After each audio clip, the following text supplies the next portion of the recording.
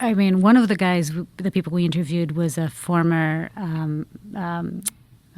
military suffering from PTSD, a young kid who had been in Afghanistan, I believe, yes, Afghanistan.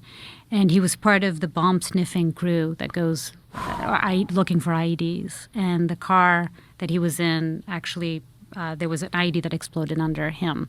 But it was all protected, so nothing happened to him. He suffered a concussion and was out for a few minutes and then was rescued, but there was still incoming shooting coming at him. It was like a whole situation, and he was suffering from PTSD. And he told us he was incapable, and he tried everything, all the medication that was available for him by the traditional medical community, and nothing was working. And he says he was having trouble waking up in the morning. He was suffering, again, from PTSD. And then he tried LSD, and it changed. He says it's completely changed his life. And he started doing LSD with a therapist, with somebody that sort of a shaman, I guess, a shaman who helps him.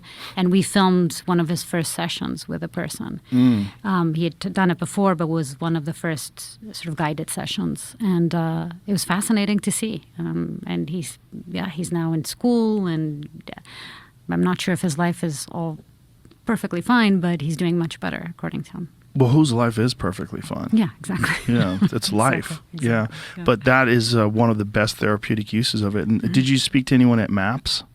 We did, actually, up in Canada, too. We spent time in Vancouver as well.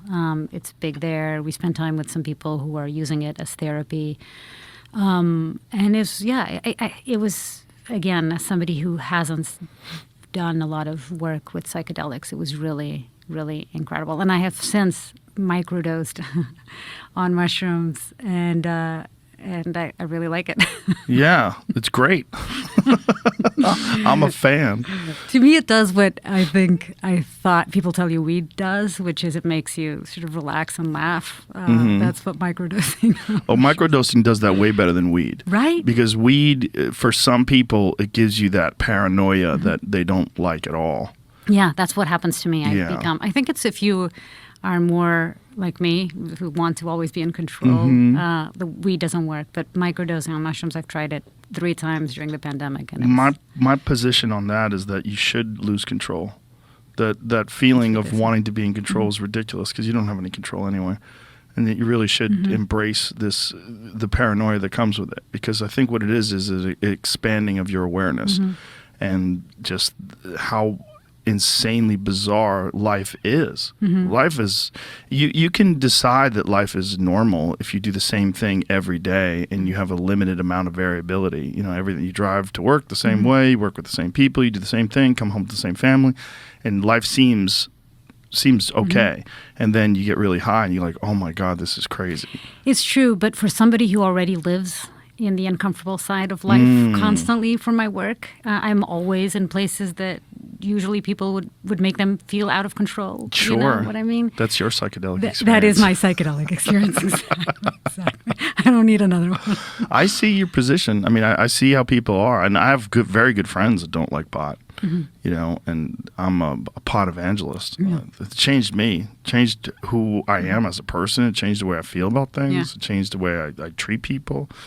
Changed the way I look at life. Yeah, I think it's a tool, and I had a joke about it. It's like any tool. It's like a hammer. You could build a house with a hammer, or you could hit yourself in the dick if you're crazy. And that's the problem with anything. And things are open for abuse. Everything's open for abuse. Gambling, food, everything, sex. Absolutely. Yeah, people are, you know, we have a problem with discipline and with structure and with an objective analysis of life.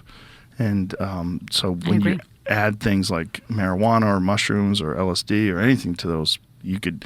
There's also people that have legitimate psychological and mental health problems, and for them, it's very dangerous because.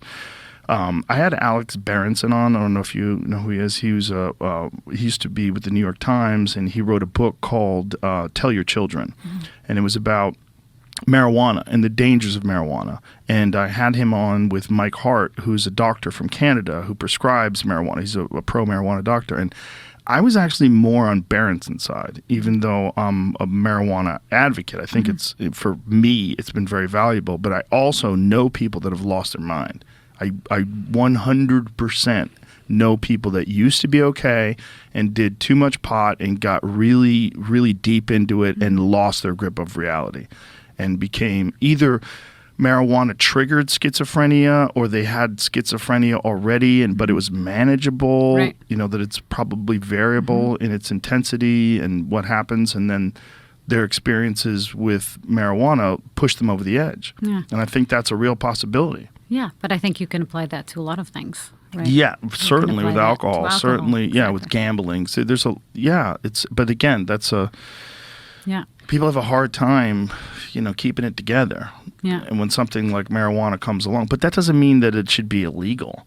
That means there should be some real counseling, and there should be places that people can go where they can talk to someone and therapy, and there should be a way to make it legal. I 100% agree. I mean, one thing we know is that the war on drugs hasn't worked. The billions of dollars that the United States has spent on the war on drugs has actually had the reverse effect. And as you know well, the biggest drug epidemic in America's history was created right here in America by the pharmaceutical companies. Yes. Well, that's how I found out about you from the OxyContin Express. Yeah. That was so eye-opening.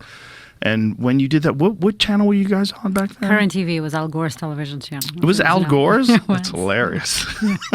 It was actually a really interesting experiment. So it was right before YouTube started. And basically the idea was democratizing television. It was giving young kids out there a platform to go out there and explore the world and come back with these stories. So that's how I started. What year was this? This was 2005 or 6. Oh, wow. 2005 was when I started, yeah.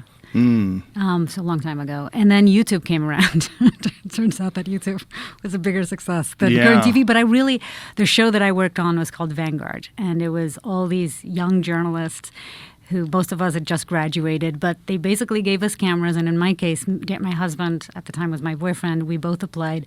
They hired us both, and then we traveled all around the world. He would film, I would be on camera, and then we'd come back. I'd edit, he'd write. We'd do these stories together.